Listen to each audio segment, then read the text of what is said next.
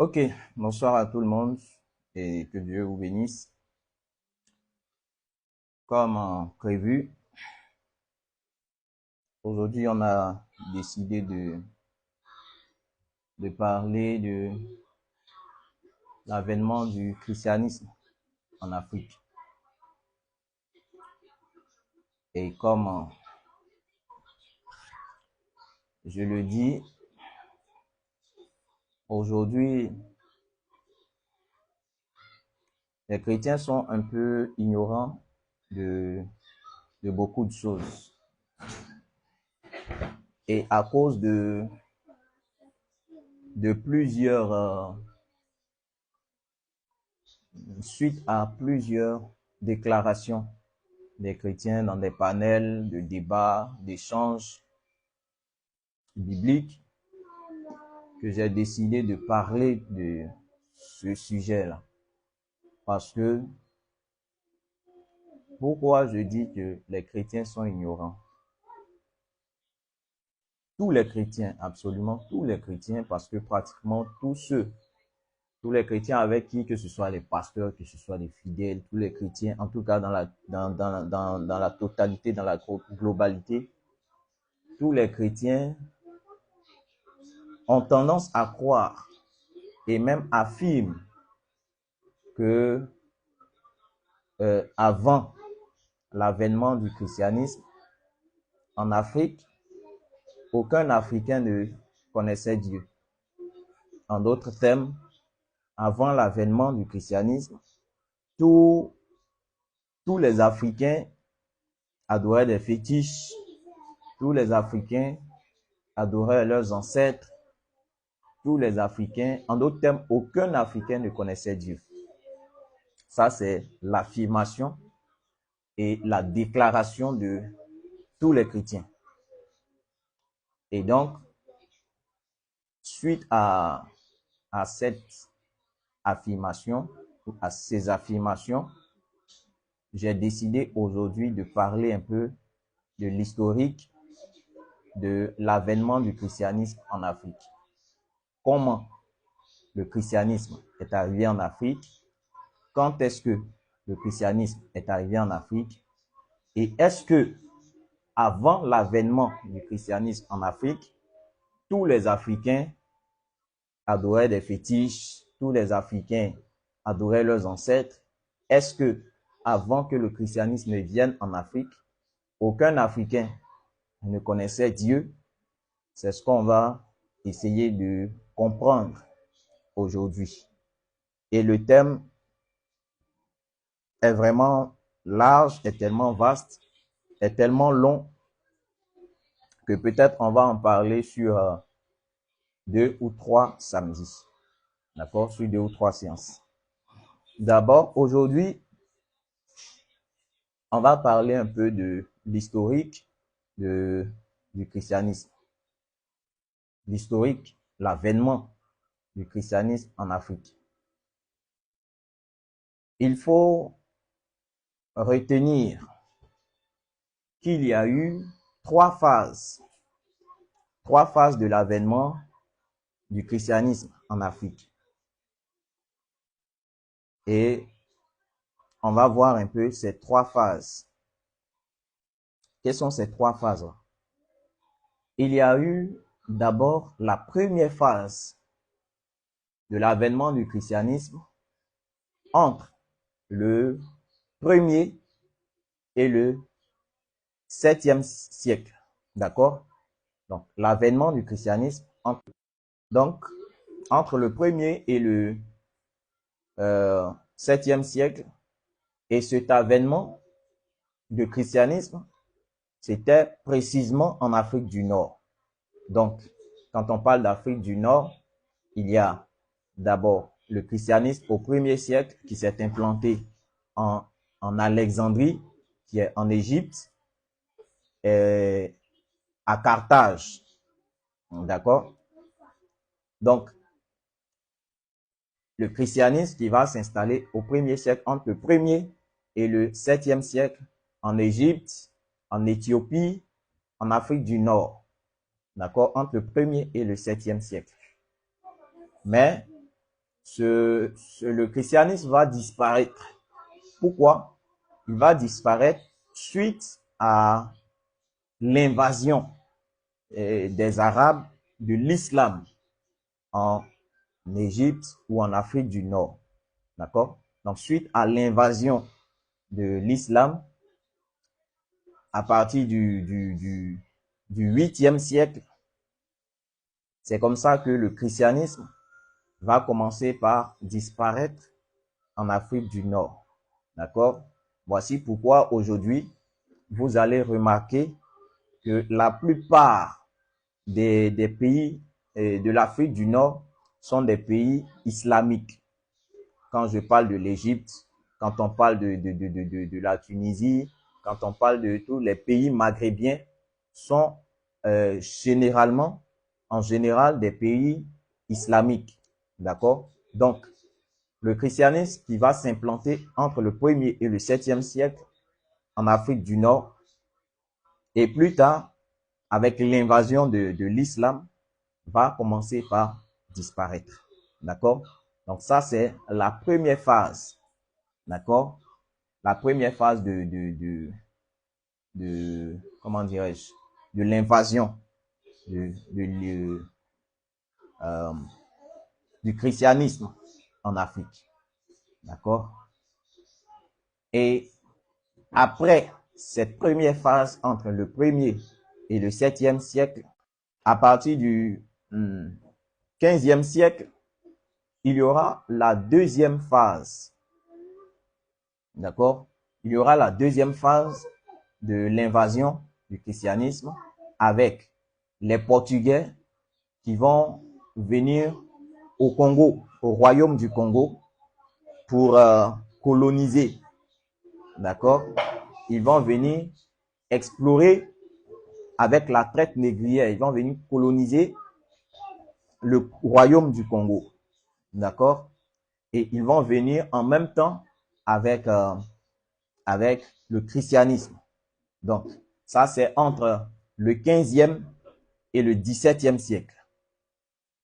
Les Portugais qui vont venir avec le christianisme au royaume du Congo. Donc, la première phase qui était en Afrique du Nord avec l'Égypte, et en Alexandrie, et au Carthage, ainsi de suite. Et qui va disparaître plus tard. La seconde phase, c'est avec les Portugais qui vont venir en Afrique, plus précisément au royaume du Congo, explorer les côtes et faire en même temps ce qu'on appelle la traite négrière. D'accord? Donc, en concurrent le Congo, le royaume du Congo, ils vont implanter le christianisme en Afrique. D'accord? Ça, c'est la deuxième phase. Et la troisième phase, donc, on constate que au fur et à mesure, le christianisme commence à prendre de l'ampleur en Afrique. Donc, on sait tous que le christianisme n'est pas né en Afrique, le christianisme est venu de l'Occident. Ça, tout le monde le sait, même les chrétiens le savent. D'accord? Donc, la troisième phase, avec les colons qui vont descendre en Afrique subsaharienne. D'accord? Qui vont descendre en Afrique subsaharienne, toujours avec la traite négrière. Ils vont venir avec les prêtres, les missionnaires, en même temps avec la traite négrière pour implanter le christianisme. Mais comment cela a été fait? Déjà, il faut savoir que depuis le début, le christianisme n'est pas venu de la façon dont aujourd'hui on propage le christianisme. Tu évangélises quelqu'un, la personne croit et puis elle accepte. C'est pas comme ça que le christianisme est arrivé en Afrique. Il faut savoir que le christianisme a été imposé par la force. De la même manière que l'islam a été imposé aux Africains par la force, il a fallu tuer des personnes. Il a fallu implanter l'islam et même le christianisme par la violence. D'accord? Et donc, ce qu'on a appelé, comment dirais-je, les croisades. Donc, les croisades, il y a eu des croisades, que ce soit du côté islamique et du côté du christianisme. Donc, ces religions-là vont être imposées aux Africains. De la même manière, quand les colons sont venus, ils nous ont imposé des noms.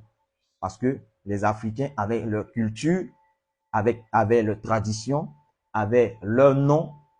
Et c'est comme ça, ils nous ont imposé des noms. Ce qui fait qu'aujourd'hui, les Africains vont avoir des noms occidentaux. Aujourd'hui, pratiquement tous les Africains ont des noms occidentaux. Donc, il faut savoir que le christianisme a été imposé par la force. Mais la question que je pose, quelque chose qui vient de Dieu, est-ce que cette chose-là doit être imposée par la force? La question que je pose, est-ce que quand Dieu a parlé à Abraham, Dieu lui a dit de sortir de son pays, est-ce que ça a été par la force? Non.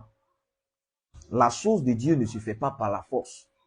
Mais si on nous a imposé cette religion ou ces religions occidentales, d'accord, ces religions occidentales, comme le christianisme, l'islam, qui ont été imposées par la force, il a fallu ôter la vie à certaines personnes, imposer. Pourquoi? D'accord? C'est ce qu'on va voir. D'abord, pourquoi ils l'ont imposé? Est-ce que c'est une obligation? Mais pourquoi ils ont imposé pour plusieurs buts? Donc, dans le but d'adoucir, de rendre l'Africain docile. Parce que comme j'ai dit, ils sont venus avec les évangiles, ils sont venus avec le christianisme en même temps que la traite négrière. Il y a des chrétiens qui me posent toujours la question de savoir, vous dites que on vous a imposé le christianisme. Mais quand ils sont venus, vous tous ou tous les Africains adoraient des fétiches. Tous les Africains ont fait ci. Pourquoi leurs fétiches, ils n'ont pas utilisé leurs fétiches pour se débarrasser des colons? Ce sont des questions un peu, excusez-moi du thème, mais ce sont des questions un peu stupides. Pourquoi je le dis? Parce que je pose en même temps la question de savoir. Quand aujourd'hui, il y a le christianisme partout, en Côte d'Ivoire, en Afrique, il y a le christianisme partout. Pendant ce temps, on est toujours sous la domination des colons. On est toujours sous la domination. Ils viennent piller nos richesses.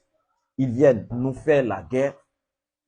Quel est le rôle du christianisme? Quel est le rôle de l'islam? Qu'est-ce qu'ils font, au fait, pour remédier à ce problème? Rien. Qu'est-ce qu'ils font? Rien. D'accord? Maintenant, qu'est-ce qu'il faut retenir? À l'origine, l'Africain, le noir à l'origine est sociable. Le noir à l'origine est accueillant. Le noir à l'origine est, comment dirais-je, il est hospitalier. D'accord? Donc, ce qui fait que, ou ce qui a fait que quand, au premier abord, les colons sont venus, les Africains les ont bien reçus. D'accord? Les ont bien reçus. Mais il va arriver que les Africains vont commencer à constater qu'il y a la violence qui est en train de s'installer. ils viennent prendre de force les braves vaillants, les hommes valides pour aller faire des esclaves. Et quand des Africains ont ce raisonnement pour dire que les Africains ont vendu leurs propres frères à l'esclavage, aux Blancs, aux Occidentaux, pour aller faire d'eux des esclaves, ça c'est ce qu'on vous a fait croire. Mais quel Africain va vendre son propre frère? Ça a été fait par la force. D'accord? Quand plus tard les Africains vont se rendre compte, l'homme noir va se rendre compte que ces Occidentaux ne sont pas venus dans de bonnes intentions. Ils vont commencer à se révolter, à résister à ces colons-là. Voici pourquoi, pour ceux qui sont allés à l'école, connaissent un peu l'histoire de la révolte des abbés. Quand les colons sont arrivés à Beauville, plus précisément à Rubino, mais les abbés les ont résistés. Ils ont tué des colons. D'accord? Ils les ont résistés. Et donc, ce qui va faire que ils vont commencer à utiliser et les armes et la religion pour adoucir. Ils vont envoyer des paroles comme quoi tu ne tueras point, qu'ils vont mettre, parce que je dis toujours que le Nouveau Testament est une invention pure de l'Église catholique gréco-romaine, en d'autres thèmes des Occidentaux. Et ça a été écrit ou rédigé dans un but précis, pour soumettre l'Africain, pour soumettre l'homme noir. Donc, dans ce livre-là, ils vont écrire qui est le Nouveau Testament, ils vont mettre des versets pour nous dire tu ne tueras point. Ils vont mettre des versets qui disent si on te frappe sur la joue droite, tends la joue gauche. Mais ces personnes même qui ont écrit tu ne tueras point, ce sont ces mêmes personnes qui viennent ôter la vie. Vous comprenez? Qui viennent ôter la vie à ceux à qui vous envoyez la religion dans laquelle on dit tu ne tueras point. Vous comprenez? Si on te frappe sur la joue droite, tends la joue gauche. On te vole ton cacao, tu ne dois pas parler. On te vole tes richesses, tu ne dois pas parler. Ils vont mettre des versets comme quoi on a déjà vu. Il est difficile à un riche de rentrer dans le royaume des cieux qu'à un pauvre. Il est difficile, c'est ça, à un riche de rentrer dans le royaume des cieux qu'à un chameau de rentrer dans le trou d'une aiguille. Une façon de nous dire que nous, les Africains, on doit s'adoucir. On ne doit pas résister aux colons. Et il y a un royaume céleste qui nous attend si on vit dans la pauvreté. Si on vit dans la pauvreté, il y a un royaume céleste, un paradis qui nous attend. Juste pour qu'on se désintéresse des choses de la terre. D'accord? Donc, ces trois phases de l'avènement du christianisme en Afrique vont permettre à ce que le christianisme s'implante et se propage en Afrique, même par la force, par des croisades, d'accord, où ils vont obliger par la force à accepter et le christianisme et l'islam. Donc, ce sont des religions qui nous ont été imposées. Quand aujourd'hui, tu en parles aux chrétiens, il a des raisonnements qui sortent de la compréhension, en fait. D'accord? Allez faire vos recherches, vous allez comprendre. Est-ce que le royaume de Dieu, là, on doit forcer? C'est pourquoi ils ont même mis le royaume des cieux est forcé, ce sont les violents qui s'en emparent. C'est pas forcé. C'est pas forcé. D'accord? C'est pas forcé. Maintenant, est-ce que avant l'avènement du christianisme en Afrique, est-ce que tous les Africains adoraient des fétiches? Est-ce que tous les Africains étaient des idolâtres? Est-ce que tous les Africains adoraient leurs ancêtres? Est-ce que tous les Africains étaient des kémites? Est-ce que tous les Africains étaient des animistes? D'accord? On va répondre à ça. D'abord, si je vais sur la base de l'Ancien Testament, on va se rendre compte que c'est l'Afrique, ou c'est même sur l'Afrique même que Dieu même a jeté son regard. Le vrai peuple de Dieu était un peuple noir. D'accord? Était un peuple noir. Maintenant, si on va d'abord dans votre logique, d'accord? Si on va d'abord dans votre logique, que les Juifs, les Hébreux, sont ceux qui sont en Orient, sont ceux qui sont en Palestine. On sait que dans l'Ancien Testament, le peuple d'Israël était en Égypte. Ils ont fait 215 ans en Égypte. D'accord?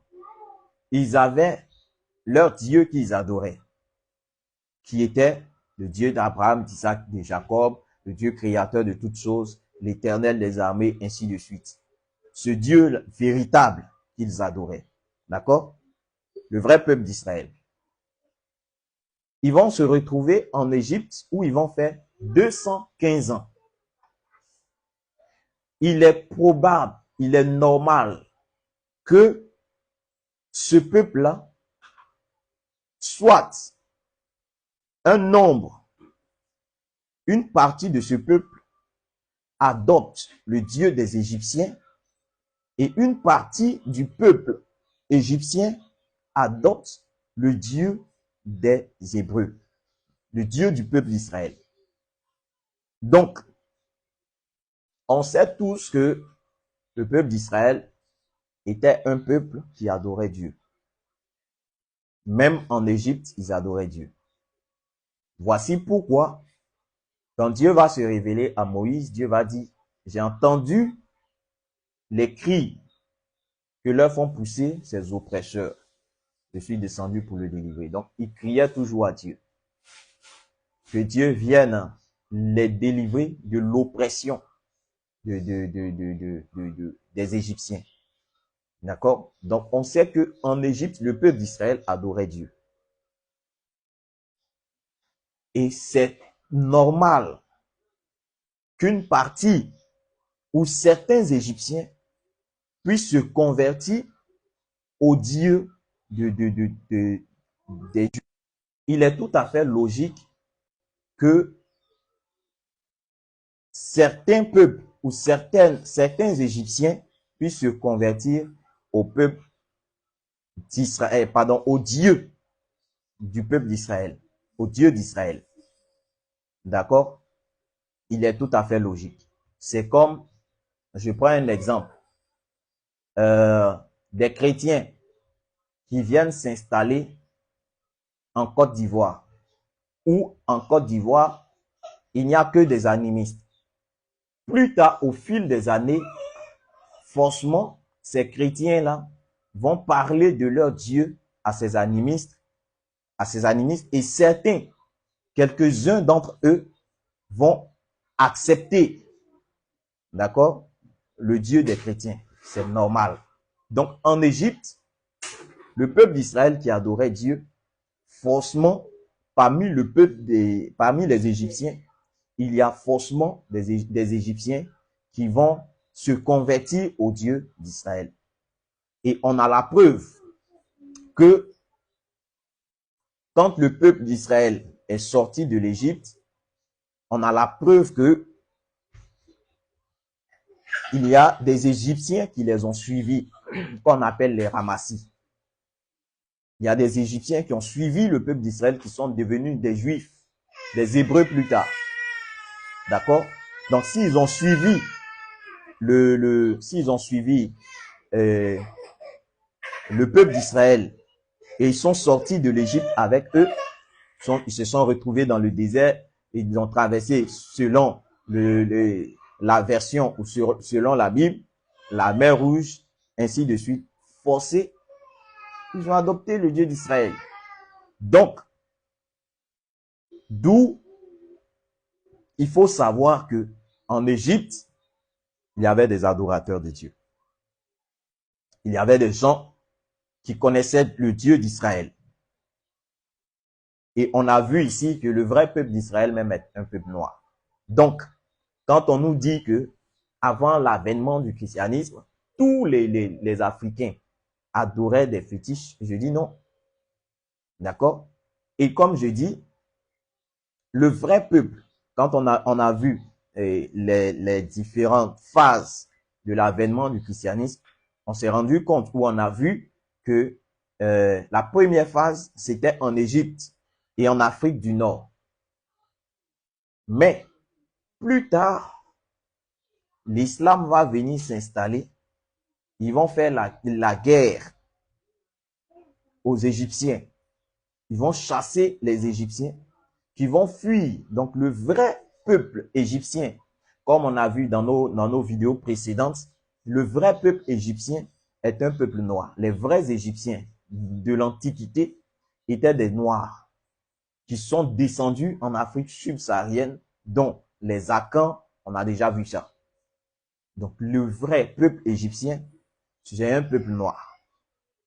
Donc quand ils sont descendus avec l'islam, sont venus, ces occidentaux sont venus avec l'islam en Égypte pour implanter ou imposer cette religion, le peuple égyptien va fuir l'Égypte et va descendre en Afrique subsaharienne. Voici comment certains Égyptiens vont se retrouver en Côte d'Ivoire, d'autres Égyptiens vont se retrouver au Ghana, d'autres Égyptiens vont se retrouver, comment dirais-je, au Togo.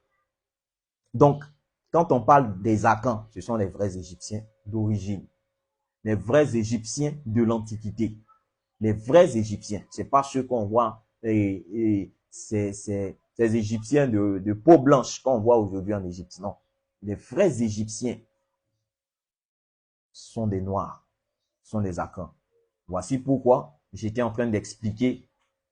Pour un Akan, si on lui donne le vrai nom de Moïse, parce que quand tu lis la Bible, on dit, on lui a donné, qui a donné ce nom à Moïse, ce nom Moïse là à cet enfant ou à cette personne? Ce sont les Égyptiens. Parce que Moïse a été élevé dans la maison de Pharaon. Ce ne sont pas les Hébreux, ou ce n'est pas la maman de Moïse qui a donné le nom Moïse à Moïse. Non, ce sont les Égyptiens. Donc, on comprend que Moïse, c'est un nom égyptien.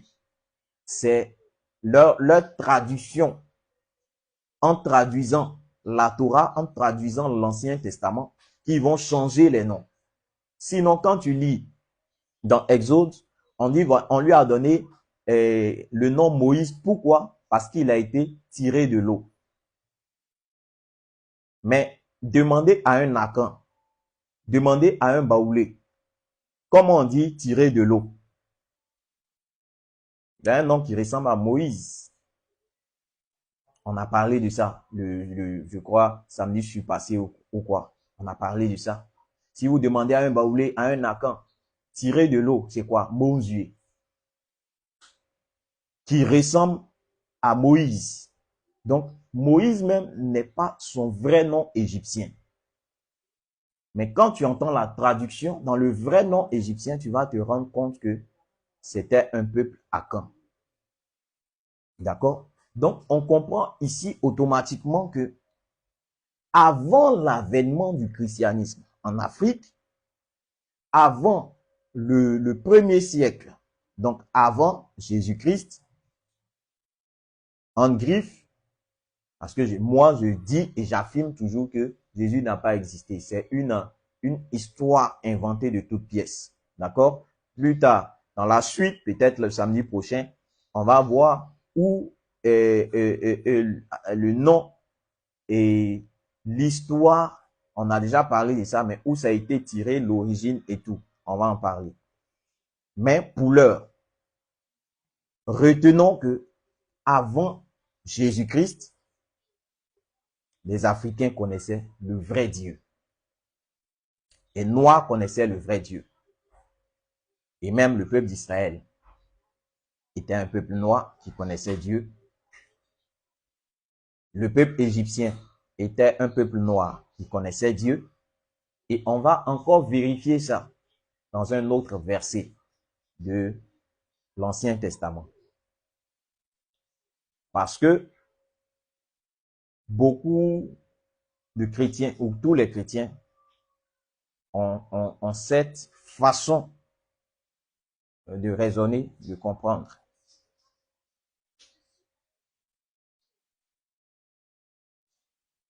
Il faut savoir que l'Égypte et Israël a toujours été des peuples frères. L'Égypte et le peuple d'Israël ont toujours été des nations sœurs, n'ont jamais été des ennemis. Ça, c'est ce qu'il faut comprendre. C'est ce qu'il faut savoir. Il y a toujours eu alliance. Comme aujourd'hui en Côte d'Ivoire, ou presque partout dans le monde, on parle d'alliance entre deux ethnies, alliance entre deux communautés. Il y a toujours eu alliance entre le peuple d'Israël et le peuple égyptien. C'est pas ce qu'on voit aujourd'hui, la guerre qu'il y a entre ce faux Israël et ce faux Égypte. Parce que Israël qu'on voit aujourd'hui, c'est un faux Israël. L'Égypte qu'on voit aujourd'hui, c'est un faux Égypte. Donc, c'est pas de ces deux nations-là que je suis en train de parler. Je parle du vrai Israël et du vrai Égypte. Ce sont deux nations alliés. D'accord? Ce sont deux pays alliés. D'accord? C'est au temps de Moïse que ce roi, ce pharaon, va commencer à se révolter contre le peuple d'Israël. Sinon, le peuple d'Israël et l'Égypte ont toujours été des pays alliés, des pays frères. On va vérifier ça. Et le peuple d'Israël, le peuple égyptien connaissait Dieu. Le peuple égyptien adorait Dieu avant l'avènement du christianisme en Afrique. C'est un peuple, en d'autres termes, le peuple africain connaissait Dieu. On va vérifier ça dans Ésaïe chapitre 19. Vous allez comprendre que l'Égypte n'a jamais été ennemi du peuple d'Israël. Et quand tu lis tout l'Ancien Testament, à part l'histoire de la sortie du peuple d'Israël de l'Égypte, quand tu lis dans tout l'Ancien Testament, tu vas te rendre compte que quand une personne, un juif, avait un problème en Israël, il pouvait fuir pour aller en Égypte. Quand le peuple avait un problème en Israël, il pouvait fuir pour aller en Égypte. Il pouvait aller s'abriter en Égypte. Il pouvait aller se réfugier en Égypte. Quand vous prenez vous-même votre Nouveau Testament, on dit que au temps du roi Hérode, à la naissance de Jésus, ils ont décidé de tuer tous les enfants garçons. Quand Marie et Joseph ont pris Jésus, ils sont allés où? Ils ont fui, ils sont allés où? Se réfugier en Égypte. Jusqu'à ce que Hérode meure et qu'il revienne en Israël. Donc, vous comprenez que Israël et l'Égypte n'ont jamais été des peuples ennemis. C'était des peuples frères et des peuples qui adoraient Dieu. Donc, comme j'ai dit, on va prendre Ésaïe chapitre 19 pour vérifier ça.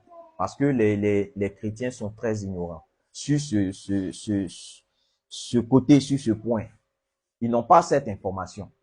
Eux tous les chrétiens affirment que l'Égypte était l'ennemi de Dieu.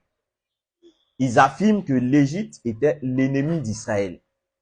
Ils affirment que l'Égypte les Égyptiens étaient des idolâtres.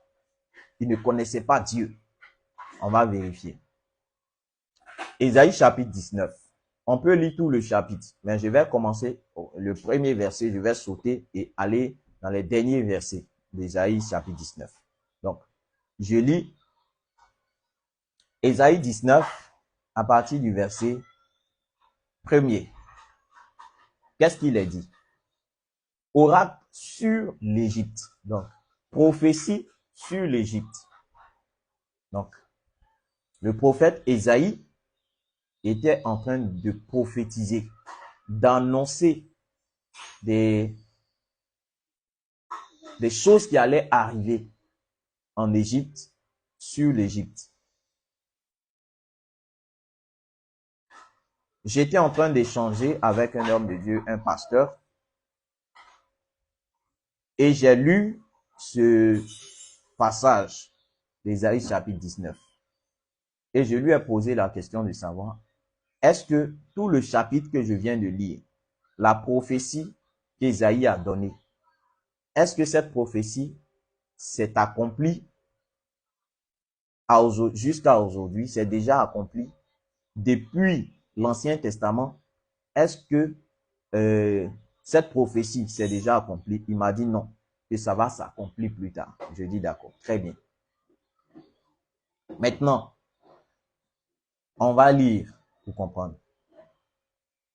Oracle sur l'Égypte. Voici, l'Éternel est monté sur une nuée rapide. Il vient en Égypte. Donc, Dieu vient en Égypte. Qui est l'Égypte pour que Dieu puisse y arriver? Dieu, retenez ça. Et ça, tous les chrétiens le savent. Quand quelqu'un ne fait rien avec Dieu, Dieu ne fait rien avec lui.